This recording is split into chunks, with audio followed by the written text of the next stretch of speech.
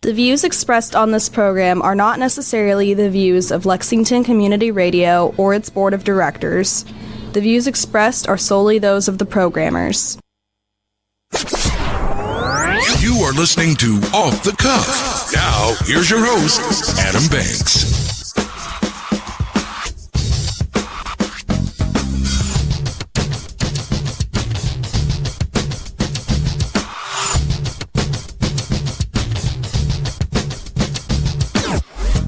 Welcome, everybody, to Off the Cuff. I am Adam Banks, coming at you live from Lexington, Kentucky. Thank you for listening to the show, and thank you for tuning in to WLXU 93.9 FM. In addition to listening on the radio, you can check out our Facebook live stream at Off the Cuff with Adam Banks, or you could stream the show completely from the station website at radiolex.us to listen to us from anywhere in the entire world. I am broadcasting from the Deborah Hensley Studios here at Radio Lex on North Limestone. It is July the 10th, 2025, 4:01 to be exact, ladies and gentlemen. I know that I am not the only one that thinks about dying. I know that there are people out there that are like me. They think about death. And I don't think it's really morbid to think about death because it is an inevitable thing. It's something that is going to happen to all of us. And we always like to assume that we're just going to live 100 years. We do because we call turning 50 over the hill. It's like you're halfway through your life. But if you really think about it, the average age of life is 80 years old. So when you hit the 40-year-old mark, that's truly the over-the-hill mark. That's seriously, according to statistics, the halfway point in your life. And a lot of people just assume and take for granted that they're going to live 100 years. But the older you get and you realize that people die at 20, 30, 40, 50, even from old age at 75 to 80, it really wakes you up. You realize that you are already almost to the halfway point, or you have reached the halfway point. And that's not necessarily a bad thing to realize that. If anything, it's almost a good thing to realize that because you now are aware of how fragile life is, and it can make you appreciate it more. And it made me start thinking of other things that you don't realize until you get older. And folks, a lot of things come with age. And one of the things that I love that comes with age, and I'm not talking about wrinkles or gray hair, I'm talking about wisdom. Nothing with age comes like wisdom. Age is something that without it, you have no wisdom. The older you get, the more you experience. Therefore, the more wisdom you obtain. And you understand a lot of things. You find out a lot of soul-crushing realizations that you don't truly understand until you are older. And you know, getting older and realizing you're to the halfway point is one of those things. And I have listed out a few things that I feel like are so crushing realizations that people don't truly understand until they get older. So you might not understand this yet, but the older you get, you will understand. For instance, you'll understand when you get older that your dream job that you had might end up sucking. Not everything is like it is on TV and in the movies. We see lawyers having these big hotshot jobs, doing all of these profile cases, only to realize that when you grow up and become a lawyer, 90% of your time is spent behind a desk doing paperwork. It's not in the courtroom doing trials and doing all kinds of prolific cases. You don't realize that until you grow up and start working. You realize as you get older that you have to speak up for yourself because nobody else will. You realize that you're not invincible when you get older, so stop driving like an idiot and stay out of unnecessary physical altercations because life is fragile. It just takes one stupid mistake to kill yourself. You learn that relationships or jobs aren't like the movies, like I said. It's important to deal with trauma early in your life is another thing, or it will take a toll on you. The sooner you deal with your trauma, however that is, that may be even talking just to a friend about it, is better than just keeping it bottled in. And you don't realize that until you're older, because if you haven't dealt with your trauma and you're already at an old age, you'll notice that you still feel like you're in chains. You learn when you get older that sometimes your best isn't good enough. People tell you all the time, try your best. That's all you can do. That's good enough. No, You realize when you're older that you can try your best and it still isn't good enough. You still don't get what you want. There's still failure. There's still disappointment. Life is about lessons, and you'll learn a few. Little simple things. Unprotected sex is risky. That's one thing. Drunk tattoos are not ideal. You'll end up regretting them. You also learn little things like you can't eat every little thing that you want. You can't eat like you used to when you were 8 years old. If you have a gut feeling about a particular person or situation, follow your instincts. That's another thing. Another thing is leave a paper trail.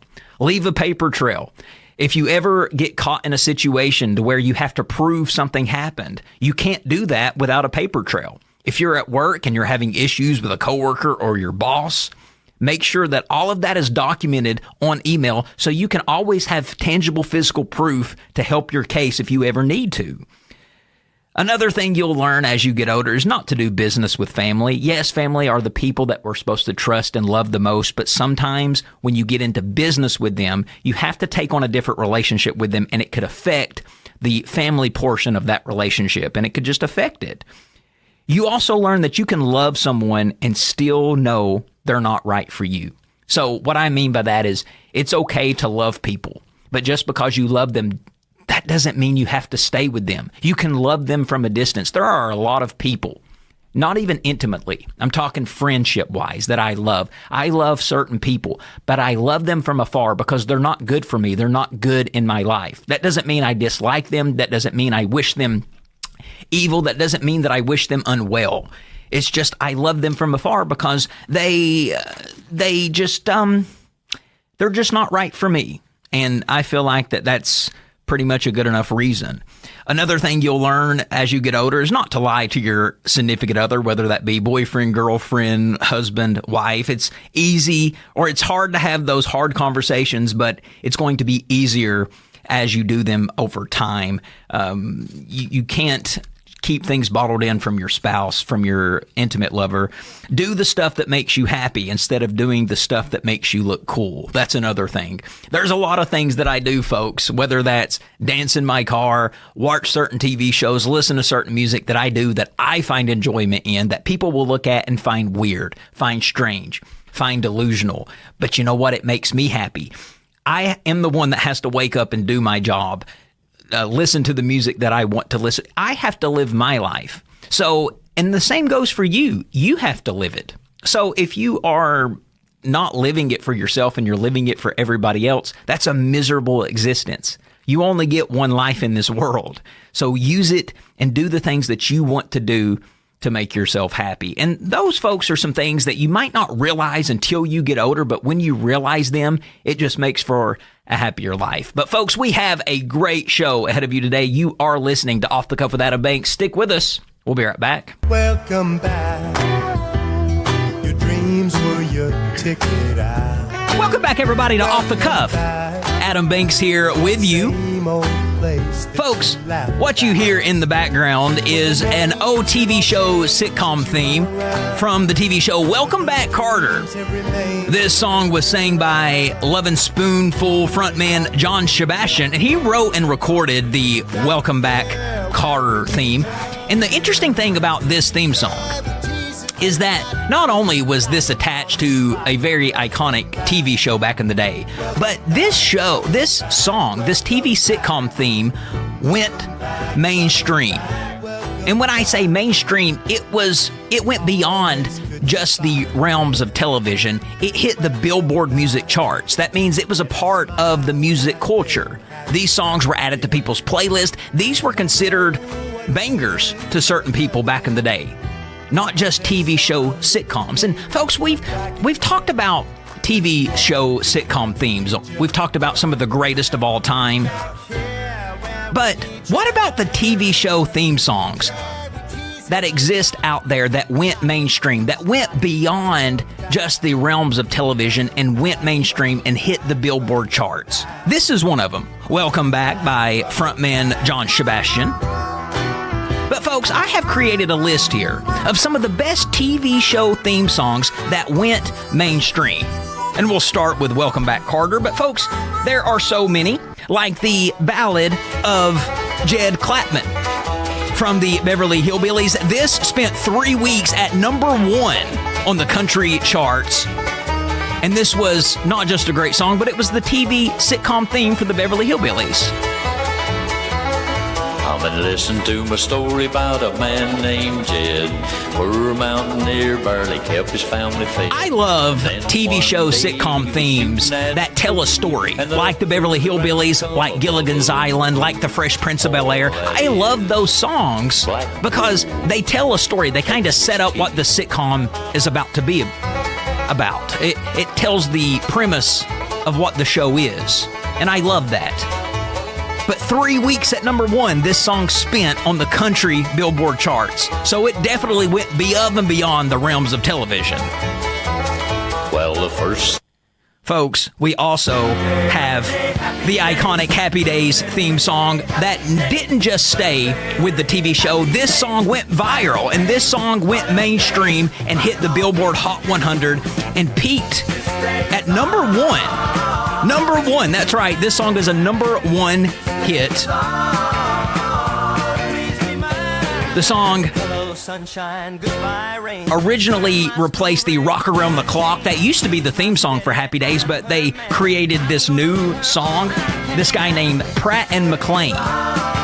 So I guess it was two gentlemen. They wrote a original song for Happy Days. And people loved this song so much that they had to have it on their playlist. They had to listen to it on the radio. And obviously people listened because it went so far on the Billboard charts.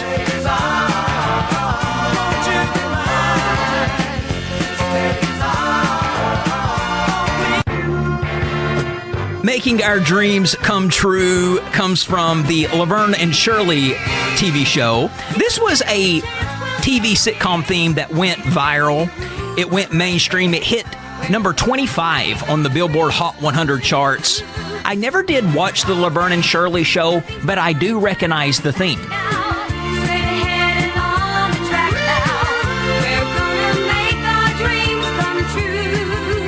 You also had this song, Making It, from the TV show Saturday Night Fever. This was their theme song, but it also went viral and mainstream, and it peaked at number 5 on the top 40 for 16 weeks.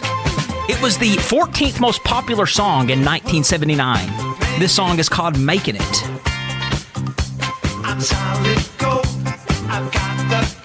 So, Making It was not only the name of the song, but the name of the sitcom. Like I said, it was a ripoff of Saturday Night Fever. I didn't watch this show. It was before my time, but I've heard of this song before. Now, this next song, folks, is probably my absolute favorite. This is WKRP in Cincinnati. There was a longer version of this theme song that was released to the Billboard Hot 100, and it peaked at 65 on the Billboard charts in 1981, and it made it to number 29 on the Adult Contemporary charts. I love this song. If I could broadcast from Cincinnati, I would be a happy man. I love that city. So I loved, and I have watched reruns of WKRP in Cincinnati because I seriously could have been on this show because they lived the life that I wanted to live, a life on the radio in one of the greatest cities in the world, WKRP. So it's definitely an amazing song, and America loved it. So it went beyond the realms of television. It just wasn't the theme song to WKRP. It became an actual song. And that's what we're talking about here, folks, is TV show sitcom theme songs that went mainstream. Now, everybody will recognize this one. This is from Cheers. This hit number 83 on the Billboard Hot 100, despite TV Guide naming it the best TV show sitcom theme of all time. Wouldn't you like to get away? I love it. Cheers lasted forever, too. I think that sitcom lasted for like 12 seasons, which was unheard of for a sitcom to go that long. But people loved Cheers. This is where Frasier was born. If you don't know where Frasier come from, Frasier used to be a character on Cheers.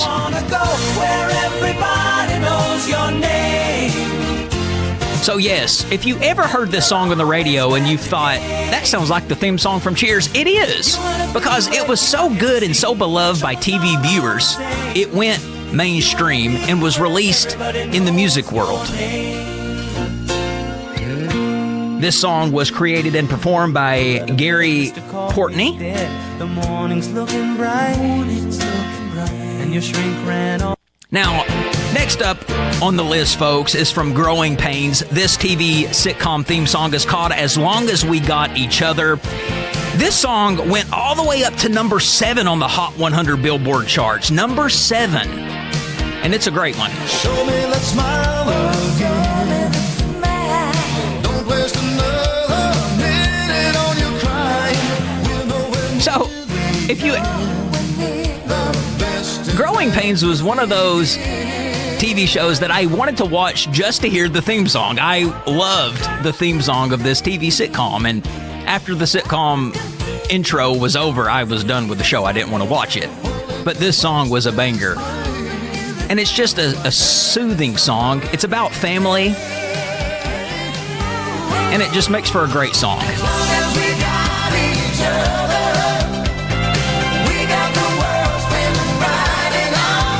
Now, this next one, folks, is called I'll Be There For You. Clap, clap, clap, clap, clap. That's the Rembrandts.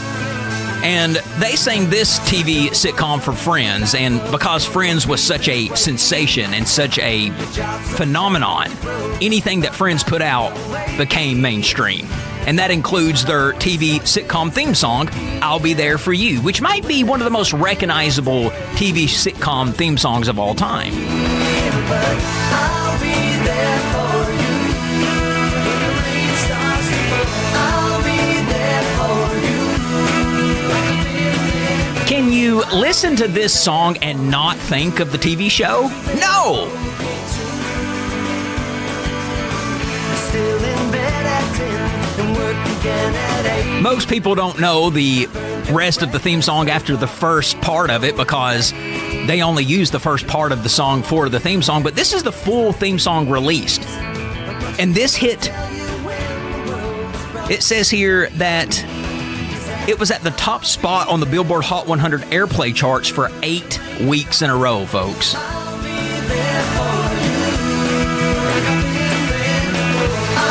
Now, this next one is called Boss of Me, and this is the TV sitcom theme song from Malcolm in the Middle. They wrote this song specifically for Malcolm in the Middle, but people loved it so much, it went beyond the realms of television and hit the top 50 on Billboard's alternative pop charts. You can't leave Disney out if you're doing a list because there are a lot of Disney show theme songs that went mainstream, and this is one of them. This is called Best of Both Worlds by Hannah Montana, also known as Miley Cyrus. This peaked at number 92 on the Hot Billboard charts. This Hannah Montana theme is still considered one of Miley Cyrus's signature songs. She still sings this song when she's on tour. Even though she's dropped the Hannah Montana gimmick and she's not done it for years, she still sings this song to the public. She knows how much people love it. She knows how much people appreciate it. So she's going to make sure that she satisfies what her fans want. So she's going to give them a performance of this TV show sitcom. Because, folks, it went beyond the realms of television and went mainstream. And then finally, the last one here is another Disney show theme song. This is called Leave It All to Me. And this was from iCarly. This was the theme song for iCarly. Man, Jack Black must have been proud of his School of Rock prodigy, Miranda Crosscove, who played iCarly, when she hit the Hot 100. Barely. This iCarly theme song topped out at number 100, so it only goes up to 100. It made the list at 100, but it still counts. I'm telling you just how I feel, so wake up. And folks, there are more TV show sitcom theme songs out there that went mainstream, like The Fresh Prince of Bel-Air and others, but we don't have time to go over every one of them, so I compiled a list of what I felt like was the best. Songs that I feel like deserve to be on the Hot 100 Billboard charts, and they all were. The Beverly Hillbillies, Happy Days, Friends, Growing Pains.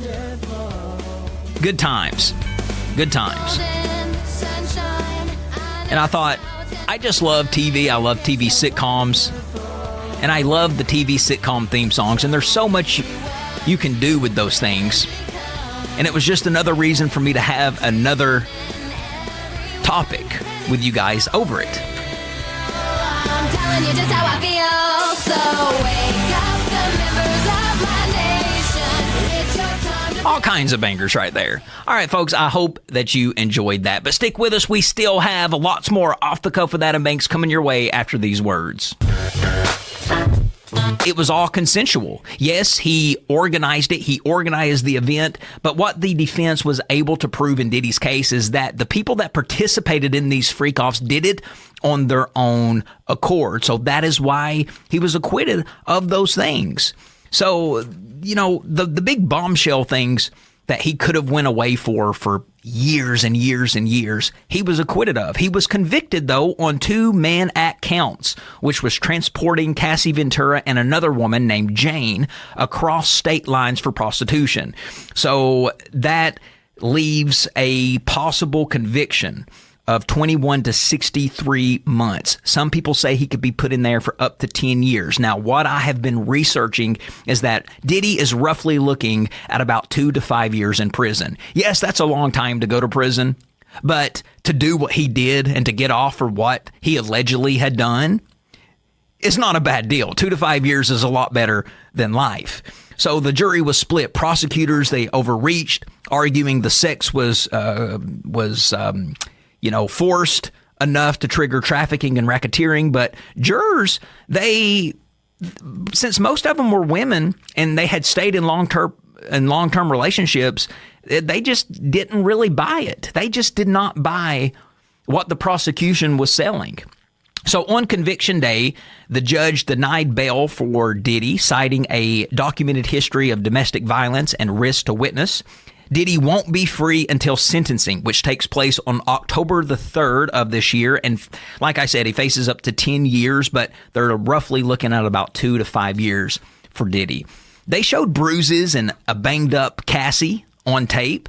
They showed the video of him brutally beating her in a hallway of a hotel room. He'll be locked up through the fall.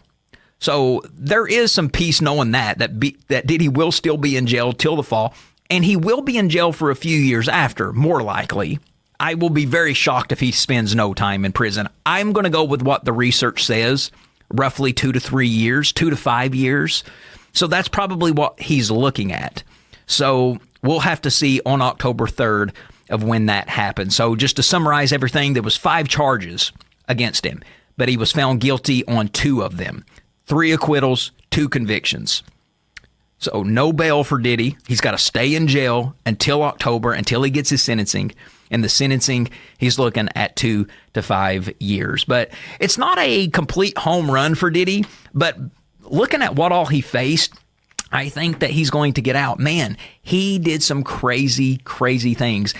I was learning new stuff every day about some of the things he did. And listen, folks, Hollywood is a dangerous place. New York is a dangerous place. The entertainment industry is a dangerous place. There is so much temptation, so much that dangerous, so much evil things that you could fall into. And when you have somebody as powerful and as beloved and well-known as Diddy, it's easy to be manipulated into those situations because you think he is somebody powerful enough to help you. And P-Diddy is pretty powerful, and that's probably why he had so much power over these ladies, is because they knew he was able to help them with their career. Some things are not worth it. So Diddy is going to be looking at some jail time. I just wonder if he'll have much of a career when he gets out. We'll just have to see. But folks, this seems like a good place to take Off the Cuff's Song of the Week break. So how about a little classic rock with AC/DC's High Voltage? Enjoy the song. We'll be back. I We already know that people love their dogs. There are a lot of dog people out there. There's a lot of pussycat people out there, too. I'm not saying that just because you are not a dog lover, you're not an animal of lovers. There's all kinds of animal lovers out there. I just say there's a lot of dog lovers because, folks, there is. But what about cat lovers? I hate cats. Never was a fan. I get it. They can be sweet. But cats are one of those things that just...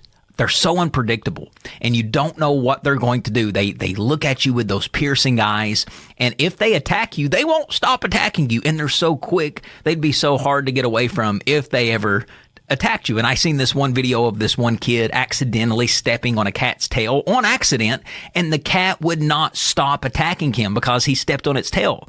And it's not like you can't communicate with the cat and say, hey, dude, it was an accident. I'm sorry.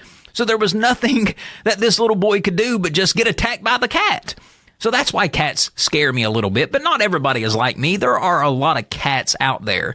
And I bring that up, folks, because today's national holiday is National Not Cat Day, but National Kitten Day. Who doesn't love a beautiful, pretty little kitten? That's before they become corrupt. It's kind of like loving babies and not grown adults. Kittens are so innocent and sweet, and they're too little to really attack. And those are things that I'm not afraid of. And those are the things that I can find cuddly. And a lot of people do. And today, if you have a kitten, celebrate and hold your kitten tight because today's national holiday is National Kitten Day. 2 is the number of weeks until when kittens are blind and mostly deaf. 3 to 4 ounces is the weight of kittens at birth. 3 is the number of weeks it takes for kittens to learn to walk. 2 to 3 is the number of hours between a kitten's meals. 70 is the number of cat breeds in the world. 4 is the number of months after which a kitten is mature enough to reproduce. 18 is the number of hours a day a kitten sleeps. 18 hours, folks. Don't gloss over that. Most of the day is spent sleeping for a kitten. Maybe that's why I like them so much. 12 is the number of weeks after which kittens can leave their mother. Here are a few fun facts about kittens that every cat lover out there should know. Kittens are especially vulnerable to fleas and can develop diseases, so be mindful of that. They can't go to the bathroom on their own. Kittens start purring right after being born. As they grow, their eye color changes, and a kitten's whiskers are as long as its body's width. So if you're looking for a way to celebrate National Kitten Day, a couple of things you can do is adopt a kitten. If you can't adopt, you can always foster one. You can volunteer to help kittens at the ASPCA. We love National Kitten Day because kittens, just looking at kitten photos, they actually say is good for your mental health. So imagine what it would do for your mental health just to hold a kitten or play with a kitten. It has to be good. If they say that it's good for your mental health just to look at photos of kittens, imagine what you can do for your mental health by petting a kitten or holding a kitten. Don't you feel good when you hold a baby? I mean, seriously, think about it. When you hold a baby, you are holding the most precious, the most innocent thing that exists in a human body on earth. How do you not feel joy holding something that's precious and that innocent and that loving, that wants nothing from you, that can't even hold its head up without you holding its head? How can you not love that? That's why people feel so good when they hold babies, is because they are holding a piece of heaven. They're holding a piece of innocence, a piece of perfection. So there's got to be something behind petting kittens, holding kittens, as to why it's good for your mental health. And kittens are great for children too. Cats maybe not so much, but kittens are. They're just as little and helpless as they are, and children just seem to love them. So happy National Kitten Day out there to everyone. But folks, we've still got one more segment to go. Stick with us. We will, to keep the sun out of your face. On this day in history, July the 10th, 1981, Walt Disney's Fox and the Hound was released. One of the saddest Disney movies ever, by the way. In 1985, Playboy and Penthouse published nude pictures of pop singer-songwriter Madonna. Yes, folks, this was when Madonna was just starting out in 1985. When you premiered in Playboy, that was something. And when you did it nude, it wasn't really considered distasteful. It wasn't really considered trashy. It was actually considered an honor to be featured nude, to be featured completely naked in a magazine. Think about that.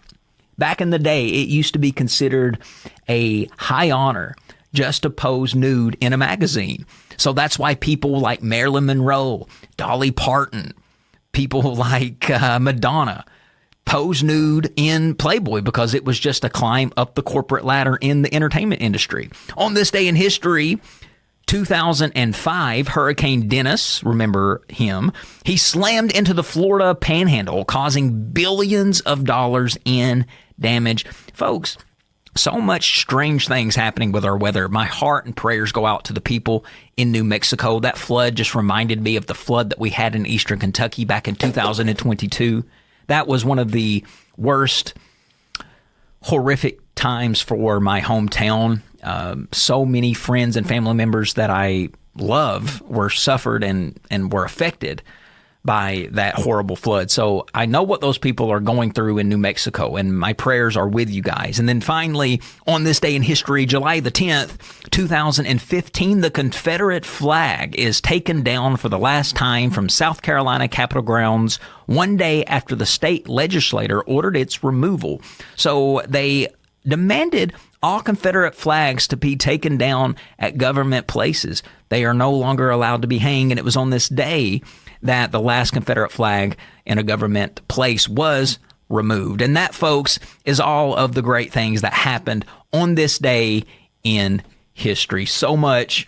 But folks, that pretty much wraps up another episode of Off the Cuff with Adam Banks. If you liked what you heard today, that means you'll probably like our previous episodes. We archive them all on podcast. We are on Spotify, YouTube, Apple Podcast, or wherever you stream your favorite podcast. Go ahead and give us a follow, give us a comment, and rank us. Give us a 5-star ranking. The more you rank us, the more we climb the Apple charts. So please do that. And also follow the show on social media at Off the Cuff with Adam Banks. You can follow me, the host, on social media at The Adam Banks. We release new episodes every Thursday from 4 to 5 right here on WLXU 93.9 FM, which means, folks, we will be back same time, same place. Ladies and gentlemen, I am the King of Radio, and this is Off the Cuff. I will catch you down the road.